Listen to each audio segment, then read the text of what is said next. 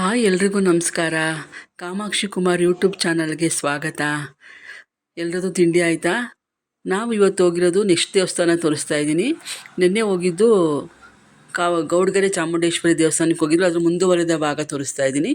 ನಾನು ಈಗ ತೋರಿಸ್ತಾ ಇರೋದು ವಿದ್ಯಾ ಚೌಡೇಶ್ವರಿ ಅಂತ ದೇವಪಟ್ಟಣ ಇದು ಕುಣಿಗಲ್ ತಾಲೂಕಿನಲ್ಲಿರೋದು. ಈ ದೇವಸ್ಥಾನಕ್ಕೆ ನಾವು ಹೋಗ್ತಿದ್ದಂಗೆ ದೊಡ್ಡ ದೇವಸ್ಥಾನದ ಬಾಗಿಲಿತ್ತು. ಆಮೇಲೆ ದೇವಸ್ಥಾನ ದೊಡ್ಡದಾಗಿತ್ತು, ಸೈಲೆಂಟ್ ವಾತಾವರಣ ಆಗಿತ್ತು. ಹೋದ್ವಿ ನಾವು ದೇವಸ್ಥಾನದೊಳಗಡೆ ಹೋದ್ವಿ, ಕೈಕಾಲು ತೊಳ್ಕೊಂಡು ಹೋಗ್ತಿದ್ದಂಗೆ ಇಲ್ಲಿ ಎಂಟ್ರೆನ್ಸಲ್ಲಿ ವಿದ್ಯಾ ಚೌಡೇಶ್ವರಿದು ಫೋಟೋ ಹಾಕಿದ್ರು.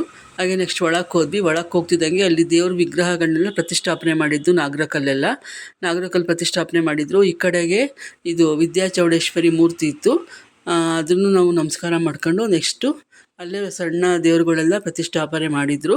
ಹಾಗೆ ಮುಂದೆ ಹೋಗ್ತಿದ್ದಂಗೆ ಆ ದೇವಸ್ಥಾನ ನೋಡೋಕ್ಕೆ ತುಂಬ ಚೆನ್ನಾಗಿತ್ತು ಹಾಗೂ ಸೈಲೆಂಟಾಗಿತ್ತು. ಅಲ್ಲಿ ವಾತಾವರಣವೇ ಒಂಥರ ಮನಸ್ಸಿಗೆ ಶಾಂತಿ ಆ ಥರನೇ ನಮ್ಗನ್ನಿಸ್ತು. ನೆಮ್ಮದಿಯಾಗಿತ್ತು ಒಟ್ಟಿನಲ್ಲಿ ಅಲ್ಲಿ ವಾತಾವರಣ.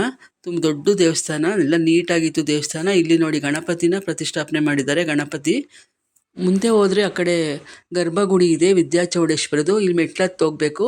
ಮೆಟ್ಲತ್ತು ಹೋಗ್ತಿದ್ದಂಗೆ ಇಲ್ಲಿ ತೆಂಗಿನ ಮರಕ್ಕೆ ಎಲ್ಲ ತಾಯ್ತಗಳು ಕಟ್ಟಿದ್ರು. ಅದನ್ನು ನೋಡಿದ್ವಿ. ತೆಂಗಿನ ಮರ ತುಂಬ ತಾಯ್ತ ಕಟ್ಟಿದ್ರು.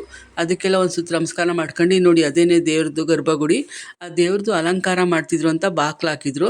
ನಾವೆಲ್ಲ ಒಳಗಡೆ ಹೋಗಿ ಕೇಳಿದ್ವಿ, ಅಲ್ಲಿ ಬಾಕ್ಲು ತೆಗಿತಾರ ಈಗ ಅಂತ. ಅಲ್ಲಿ ಜೋಯಿಸ್ರು ಒಬ್ಬರು, ಇಲ್ಲ ಈಗ ಅಲಂಕಾರ ಮಾಡ್ತಿದ್ದಾರೆ, ತೆಗಿಯಲ್ಲ, ಈಗ ಸ್ವಲ್ಪ ಹೊತ್ತಿರಿ ತೆಗಿತಾರೆ ಮಹಾಮಂಗಳಾರತಿಗೆ ಅಂತ ಹೇಳಿದ್ರು. ಇಲ್ಲಿ ಪಕ್ಕದಲ್ಲೆಲ್ಲ ತುಂಬ ಹಸುಗಳನ್ನ ಕಟ್ಟಿದ್ರು, ಅಲ್ಲಿ ಹಸು ಸಾಕ್ತಾರಂತೆ. ಹಂಗಾಗಿ ಅದನ್ನೆಲ್ಲ ಒಂದು ಸ್ವಲ್ಪ ವೀಡಿಯೋ ಮಾಡ್ಕೊಂಡೆ. ಹಸುಗಳೆಲ್ಲ ಮಲಗಿದ್ವು, ಅದನ್ನು ವೀಡಿಯೋ ಮಾಡ್ಕೊಂಡೆ. ಅಲ್ಲೇ ಆಮೇಲೆ ಜೋಯಿಸ್ರು ಹೇಳ್ತಾಯಿದ್ರು, ಯಾಕಮ್ಮ ಇಷ್ಟು ಅರ್ಜೆಂಟ್ ಮಾಡ್ತೀರಾ ನೀವು ದೇವಸ್ಥಾನಗಳಿಗೆ ಬಂದರೆ? ಟೂರಿಸ್ಟವ್ರು ಬಂದರೆ ಅಷ್ಟು ಎಲ್ಲ ಒಂದೇ ಸಲ ಆಗಬೇಕು ಅಂತ ಅರ್ಜೆಂಟ್ ಮಾಡ್ಕೊಂಡು ಹೋಗ್ತೀರಾ? ಯಾವುದೇ ದೇವಸ್ಥಾನಕ್ಕೆ ಹೋದ್ರೂ ಒಂದಿನ ಉಳಿಬೇಕು. ನೀವು ಉಳಿಯೋಕ್ಕಾಗಲಿಲ್ವಾ ಅಂದರೆ ಒಂದು 2.5 ತ್ರಾಸು ಅಂತ ಒಂದು ತ್ರಾಸು ಅಂತ ಇರುತ್ತೆ, ಅದನ್ನು ನೀವು ಇರಬೇಕು 2.5 ಗಂಟೆ ಕಾಲ. ಇಲ್ಲಾಂದ್ರೂ 1.5 ಗಂಟೆನಾರ ಒಂದು ದೇವಸ್ಥಾನದಲ್ಲಿ ಇರಬೇಕು. ನೀವು ಬರ್ತೀರಾ, ಎಲ್ಲ ಅರ್ಜೆಂಟ್ ಮಾಡ್ಕೊಂಡು ಹೋಗ್ತೀರಾ ಅಂತ ಜೋಯಿಸ್ರು ಹೇಳ್ತಿದ್ರು. ಆವಾಗ ನಮ್ಗೆ ಯಾಕೋ ಇರಬೇಕು ಅನ್ನಿಸ್ತು. ಆಮೇಲೆ ಅಲ್ಲಿ ಇನ್ನೊಬ್ಬರು ಜೋಯಿಸ್ರು ಹೇಳಿದ್ರು, ಈಗ ಗೋಪೂಜೆ ಆಗುತ್ತೆ, ಎಲ್ಲ ಸಮಾಧಾನದಿಂದ ಕಾಯಿರಿ. ಗೋಪೂಜೆ ಆದ ತಕ್ಷಣ ಗೋಗಳು ಇಲ್ಲಿ ಗರ್ಭಗುಡಿ ಬಾಕ್ಲು ತೆಗಿತೀವಿ ಮಹಾಮಂಗಳಾರತಿಗೆ, ಅಲ್ಲಿವರೆಗೂ ನೀವು ಕಾಯಲೇಬೇಕು ಅಂದರು. ಹಂಗೆ ಮಾತಾಡ್ಬೇಕಾದ್ರೆ ಅಲ್ಲಿ ಸ್ವಲ್ಪ ಕ್ಲೀನಿಂಗ್ ನಡೀತಾ ಇತ್ತು. ಅಲ್ಲಿಗೊಂದು 4 ಜನ ಬನ್ನಿ ಅಂತ ಕರೆದ್ರು. ಆವಾಗ ನಮ್ಮ ಇವರ ಫ್ರೆಂಡ್ಸ್ಗಳೇ 4 ಜನ ಹೋಗಿ ಅಲ್ಲಿ ನೀರೆಲ್ಲ ಬಿಡ್ತಿದ್ರು, ಕಸ ಎಲ್ಲ ಗುಡಿಸಿದ್ರು. ಆಮೇಲೆ ನಾವು ಈ ಕಡೆ ಸ್ವಲ್ಪ ಜನ ಕೂತಿದ್ವಿ ಎಲ್ಲರೂ. ಎಲ್ಲರೂ ನಡೀರಿ ಅಲ್ಲಿ ಗೋಪೂಜೆ ನಡೆಯುತ್ತೆ, ಅದನ್ನ ನೋಡಿ ಆಮೇಲೆ ಮಹಾಮಂಗಳಾರತಿ ಆಗುತ್ತೆ ಅಂತ ಎಲ್ಲರನ್ನೂ ಕರ್ಕೊಂಬಂದರು. ಎಲ್ಲ ನಾವು ಸ್ವಲ್ಪ ಹೊತ್ತು ಕೂತಿದ್ವಿ ಅಲ್ಲಿ. ಆಮೇಲೆ ಎಲ್ಲ ಇಲ್ಲಿಗೆ ಬಂದ್ವಿ. ಎಲ್ಲರೂ ಇಲ್ಲಿಗೆ ಬಂದರೆ ಇಲ್ಲಿ ಗೋಗಳು ಬಂದವು. ಅಲ್ಲಿಂದ 3 ಗೋಗಳು ಬಂದವು, ಒಂದು ತಾಯಿ ಮಗು, ಇನ್ನೊಂದು ಗೋಮಾತೆ ಬಂತು. ಅಲ್ಲಿಗೆ ಜೋಯಿಸ್ರು ಅದಕ್ಕೆ ಮೈಯೆಲ್ಲ ಒರೆಸಿ ಮೈಯೆಲ್ಲ ಒರೆಸಿ ಪೂಜೆ ಎಲ್ಲ ಮಾಡಿದರು. ಅದು ವೀಡಿಯೋ ಹಾಕಿದ್ರಿ. ನೆಕ್ಸ್ಟ್ ನಾವು ಇಲ್ಲಿಗೆ ಅಲ್ಲಿಂದ ಗೋಗಳೇ ಬರ್ತವೆ. ಇಲ್ಲಿಗೆ ಗೋಗಳು ಬಂದು ಇಲ್ಲಿ ಪೂಜೆ ಮಾಡ್ತಾರೆ ಫಸ್ಟು ಗೋಮಾತೆಗೆ. ಅವೆಲ್ಲ ಪೂಜೆ ಆಗಿ ಗೋಗಳೆಲ್ಲ ಹೊರಗಡೆ ಹೋದ್ಮೇಲೆ ನಮ್ಮನ್ನು ಬಿಡ್ತಾರೆ. ನಾವು ಅಲ್ಲಿಗೆ ಹೋಗಿ ಎಲ್ಲ ಕೂತ್ಕೊಂಡ್ವಿ. ಅಲ್ಲಿ ಸ್ವಲ್ಪ ಹೊತ್ತು ಜೋಯಿಸ್ರು ಮಾತಾಡಿದ್ರು ನಮ್ಗಳಿಗೆ, ಏನು ಒಂದು ಗೋಮಾತೆ ಬಗ್ಗೆ ಎಲ್ಲ ವಿಚಾರ ಹೇಳಿದ್ರು. ಪ್ರತಿಯೊಬ್ಬ ಮನುಷ್ಯನಿಗೂ 3 ಜನ ತಾಯಿರಂತೆ. ಅದರಲ್ಲಿ ಮೊದಲನೇ ತಾಯಿ ಭಾರತಾಂಬೆ, 2ನೇ ತಾಯಿ ಗೋಮಾತೆ, 3ನೇ ತಾಯಿ ನಮ್ಮ ಎತ್ತು ತಾಯಿ ಅಂತೆ. ಹಂಗಾಗಿ ನಮ್ಗೆ ಅದನ್ನೆಲ್ಲ ಬಿಡಿಸಿ ವಿವರವಾಗಿ ಗೋಮಾತೆಗೆ ಯಾಕೆ ತಾಯಿ ಅನ್ನಬೇಕು ಅನ್ನೋದು ಹೇಳಿದ್ರು. ಪ್ರತಿಯೊಂದು ತಾಯಿನೂ ಅವರು 1 ವರ್ಷ ಮಗುಗೆ ಹಾಲು ಕುಡಿಸಿದ್ಮೇಲೆ ನೆಕ್ಸ್ಟ್ ಹಾಲು ಕೊಡೋದೇ ಗೋಮಾತೆದು. ಒಂದೊಂದು ತಾಯಿಗೆ ಹಾಲೇ ಬರಲ್ಲ, ಹಂಗಾಗಿ ಫಸ್ಟ್ ನಾವು ಕುಡಿಯೋದು ಎದೆ ಹಾಲು, ತಾಯಿದು ಬಿಟ್ಟರೆ ಇನ್ನು ನೆಕ್ಸ್ಟ್ ಎದೆ ಹಾಲು ಕುಡಿಯೋದು ಗೋಮಾತೆದು, ಹಸುವಿನ ಹಾಲೇ ನಾವು ಕುಡಿಯೋದು. ಹಂಗೆ ಅದ್ರ ಬಗ್ಗೆ ಎಲ್ಲ ಅವರು ಹೇಳ್ತಾ ಇದ್ರು. ನಾವು ನೆಕ್ಸ್ಟು ಅಲ್ಲಿಂದ ಮುಗಿಸ್ಕೊಂಡು ತಿಂಡಿ ಅಂತ ಹೇಳಿದ್ರು. ಆದರೆ ನಾವು ತಿಂಡಿ ಎಲ್ಲ ತಿನ್ಕೊಬಂದಿದ್ವಿ ಅಲ್ಲೇ, ಹಂಗಾಗಿ ತಿಂಡಿ ತಿನ್ನಲಿಲ್ಲ. ಹಂಗಾಗಿ ನಾವೆಲ್ಲ ಅಲ್ಲಿ ದರ್ಶನ ಮುಗಿಸ್ಕೊಂಡು ನಾವು ಹೋಗಿದ್ದು ಗೊರವನಹಳ್ಳಿ ಲಕ್ಷ್ಮೀ ದೇವಿ ದೇವಸ್ಥಾನಕ್ಕೆ ಹೋದ್ವಿ. ಅಲ್ಲೋಗಿ ಅಲ್ಲೆಲ್ಲ ದೇವಸ್ಥಾನಕ್ಕೆ ಅಲ್ಲಿ ಗರ್ಭಗುಡಿ ಫೋಟೋ ತೆಗಿಯೋಕ್ಕೆ ಬಿಡಲ್ಲ. ಹಾಗೆ ಆಚೆ ಕಡೆ ಎಲ್ಲ ದೇವಸ್ಥಾನಗಳನ್ನೆಲ್ಲ ನೋಡ್ಕೊಂಡು ನಾವು ಹೊರಗಡೆನೂ ದೇವಸ್ಥಾನಗಳೆಲ್ಲ ಇತ್ತು. ಅಲ್ಲೆಲ್ಲ ಆಂಜನೇಯ ಸ್ವಾಮಿ, ನವಗ್ರಹ ಸ್ವಾಮಿ ದೇವಸ್ಥಾನ ಇತ್ತು. ಅದನ್ನೆಲ್ಲ ನೋಡ್ಕೊಂಡು ಫೋಟೋಗಳನ್ನೆಲ್ಲ ತೆಗೆಸ್ಕೊಂಡ್ವಿ.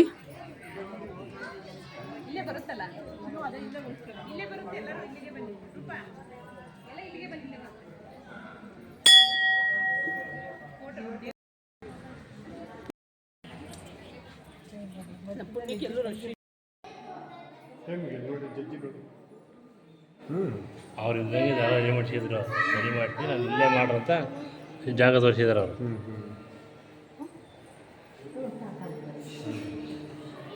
ಅವ್ರ ಜೀವಿದ್ದಂಗೆ ದೊಡ್ಡ ಕನಕಚ್ಚಿ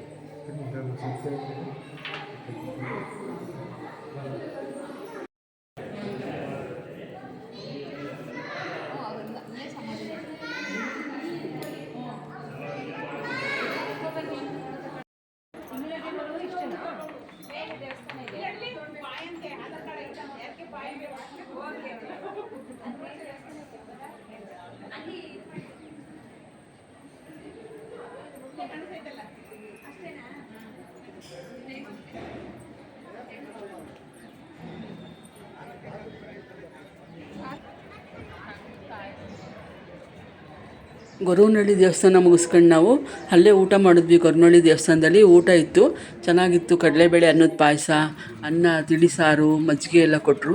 ಎಲ್ಲ ಬಿಸಿಲಿಗೂ ಅದಕ್ಕೂ ಮಜ್ಜಿಗೆ ತಣ್ಣಗಾಗ್ತಿತ್ತು. ಊಟ ಮಾಡಿದ್ವಿ ಚೆನ್ನಾಗಿ. ಅಲ್ಲಿ ಜಾಸ್ತಿ ಅನ್ನ ಬಡಿಸ್ಬಿಡ್ತಾರೆ. ಕೇಳ್ಬಿಟ್ಟು ಸ್ವಲ್ಪ ಬಡಿಸ್ಕೊಂಡ್ರೆ ಪರವಾಗಿಲ್ಲ, ಇಲ್ಲ ತುಂಬ ಜಾಸ್ತಿ ಅನ್ನ ಬಡಿಸ್ಬಿಡ್ತಾರೆ.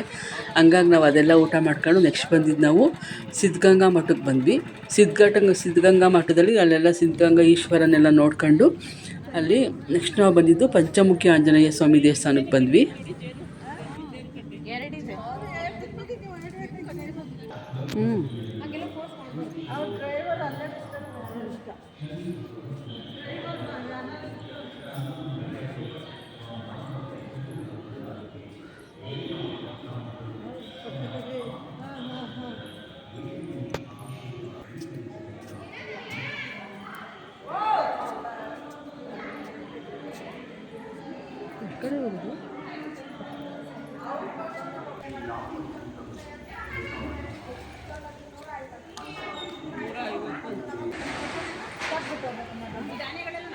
ದೇವ್ರಿಗೆ ಹಾಕ್ತಾರಮ್ಮ. ನಿಮ್ಮ ಭಗವಂತ ಸನ್ನಿಧಿಗೆ ಬಂದಿರೋ ಕಾರ್ತಿಕ್ ಮಾಸದಲ್ಲಿ ಇದೇ ಮೇನ್ ಪೂಜೆ. ಶಿವನಾತ್ಮನಿಗೆ ಒಂದು ಪೂಜೆ ತೊಗೊಂಡೋಗಿ, ಯಾರು ಪೂಜೆ ಮಾಡ್ತಿರೋ ತೊಗೊಂಡೋಗಿ ಅನ್ನ. ಒಬ್ಬರ ಕೈಲ ಪೂಜೆ ಇರುತ್ತೆ. 9 ಗರ್ಭಗುಡಿದೆ,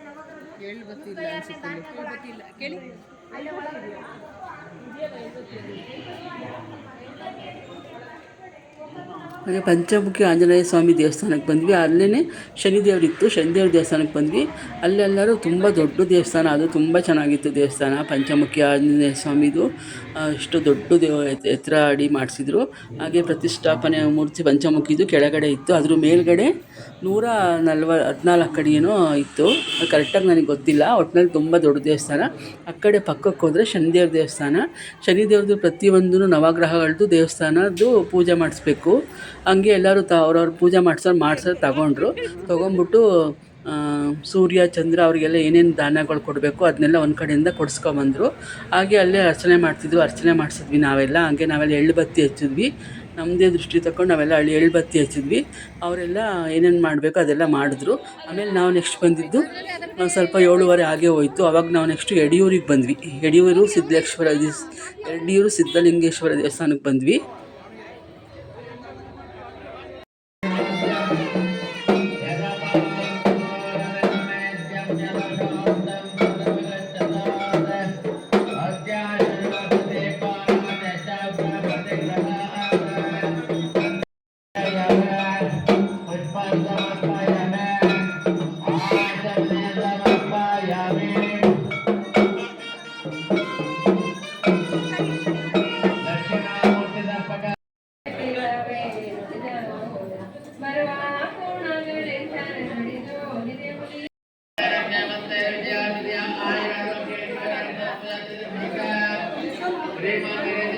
ಇದಾಗಿತ್ತು ನಮ್ಮದು 1 ಡೇ ಟ್ರಿಪ್ಪು, ದೇವಸ್ಥಾನಗಳ ಟ್ರಿಪ್ಪು.